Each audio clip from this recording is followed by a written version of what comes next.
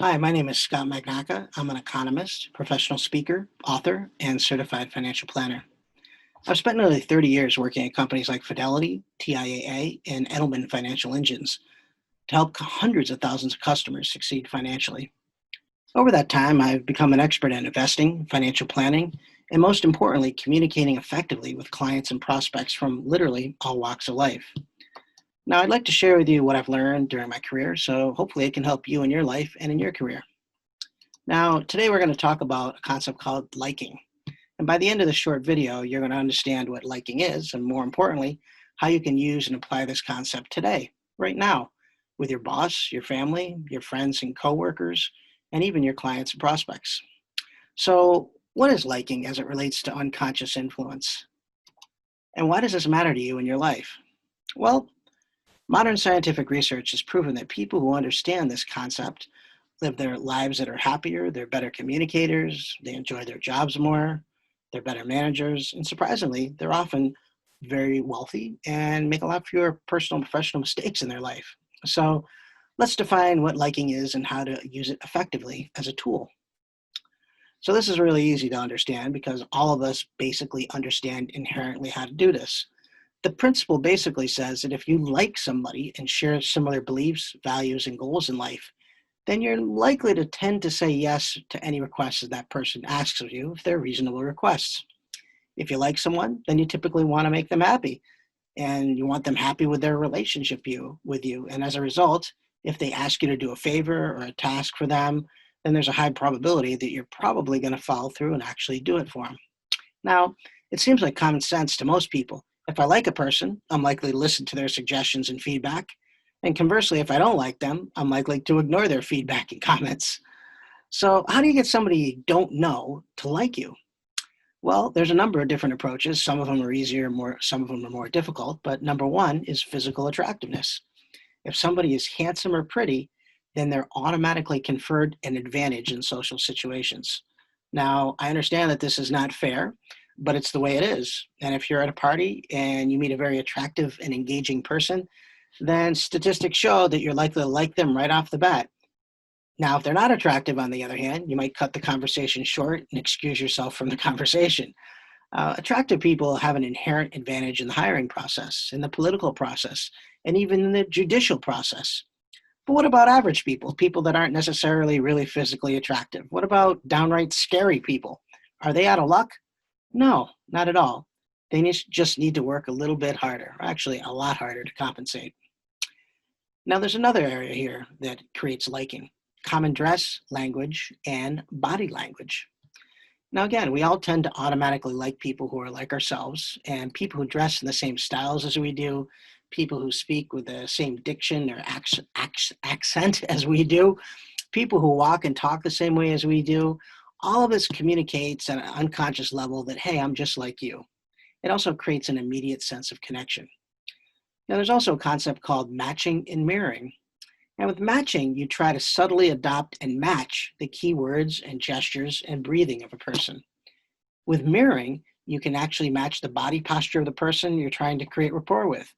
So maybe if they cross their legs, for example, you can wait 30 seconds or a minute and then slowly cross your legs too. You can mirror their body language. Now, believe it or not, matching and mirroring communicates a powerful unconscious message that I am like you. And once you've matched and mirrored someone for a while, they're going to start to feel a connection with you. And if you do it right, they're actually going to start to like you. And then you can lead them into a direction of the conversation that you want to have. Another way to create liking is shared beliefs and values. If you share similar beliefs and values as the person you're trying to influence, this also communicates that I'm just like you to them unconsciously.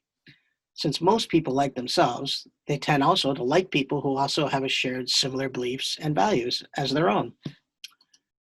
Another area is sincere compliments. One of the best ways to generate liking from a stranger is to find out enough about them in order to provide them with a sincere compliment. For example, I remember meeting a real estate agent recently who wanted to list our property and who took a lot of interest in a specific real estate property that we owned. During his fact-finding process, he asked why we bought it, what attracted us to the property, and what we thought it was worth. Then later in the conversation, he fed back my exact words to me in a compliment when he asked about the listing or asked for the listing. He said, Scott, I have to say, you and your wife must be really extremely proud and happy to be with, where you are in life and what you've accomplished in life, especially with your home. It's right near the beach. It has a beautiful modern design, and it basically rents itself each season, and it brings in substantial revenue. What a great decision you made. Now, by repeating all that information back to me, how could I possibly disagree with anything he said? I immediately liked him because he listened to me. He took an interest in us, and he gave us a sincere compliment. He ended up getting the listing, no surprise. Now, I also had an old boss of mine who hired me and who later turned out to share a few, if any, similar beliefs and values as I did. He was an absolute narcissist. He viewed every interaction as a competition and an opportunity to display his intelligence. He was also someone who believed that demeaning and degrading his employees publicly on a regular basis was a demonstration of his strength and authority. I gotta be honest, I detested him, but he was my boss. So how did I get along with a revolting person like this? How could I possibly do it when I disagreed with him about almost everything? Well, I could focus on the few aspects of his personality that I liked and admired, and there weren't a lot, but I focused on those as opposed to the many aspects of his personality that I disliked. I remember during our one-on-one meeting, I told him, John, I want to tell you that I really admire how far you've come in your career. You're obviously a talented and a gifted person to get promoted into your role, and I just wanted you to know that I value your insight and experience. I think it'll be helpful to me, and I really want to work hard to help you succeed. Now, after I said this, he blinked and he sat back in his chair and he said gruffly, well, I have a lot of people on my team, so I can't just help you, but now that I know you're on my team and that you want to help me with my goals, I'll help you. And when it came time for me to switch jobs internally, he could have stood in the way, as he did for many other employees that wanted to change jobs. But he didn't oppose my move, even though it would cost him a good salesperson that he would have to replace. I would not say that the compliment made him like me, but it did not make him hate me, and that was a major progress. So that's one area to create liking. Find something that you can like about them and give them a sincere compliment. Another area is shared common goals. Separating people into groups and fostering competition between them often serves to create an us versus them feeling and a sense of team cohesion amongst team members. Team members who share a common overarching goal tend to trust each other and like each other over time. Their shared common goal overrides any interpersonal differences they might have or may have had with teammates. This happens in the military, in sports teams, in corporations, and even in families. So disliking somebody, as we've already learned, the more alike you are or appear to be to somebody, the greater tendency you will like them. But what about people who are unlike you? I remember being at a training session in California where people from all walks of life were in attendance. My brother and I showed up in our jackets and ties because we were from Boston and in the financial services business, and some of the people from San Francisco showed up in sandals and tie-dye shirts and who looked like they hadn't shaved or bathed in almost 3 weeks. And so we had nothing in common with these people and almost instantly disliked each other. And after a few days, we did a group exercise. We were asked to give a gift to someone in the group that needed it. During the exercise, one of the scruffy guys from San Francisco came up to me and gave me an Indian blanket that was one of his most precious possessions. I tried to refuse, but he insisted on giving me the gift. And he said the following, Scott, you strike me as somebody who is highly motivated, but also somebody who's a little uptight and judgmental. And I wanted you to have this blanket to remind yourself not to prejudge people. Wow, that hit me like a brick.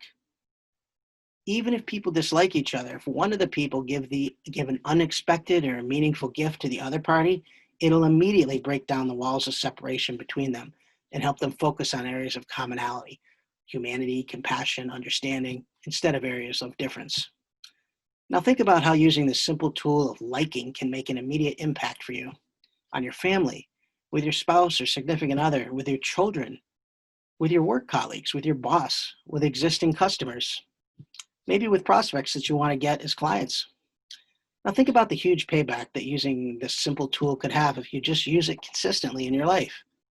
Don't you owe it to yourself to use it now? Now, I hope you've enjoyed this video, and if you're interested, please feel free to share it with your friends and family members or your work colleagues. We have a comprehensive in-person training course on these concepts that you can get a steep discount on since you watch this video. We also have a video-based training program on these concepts that can be made available to you or a team or a group from your company. And this is also available at a steep discount as well for a limited time. Hope you've enjoyed this video, and I look forward to interacting with you soon. Thanks.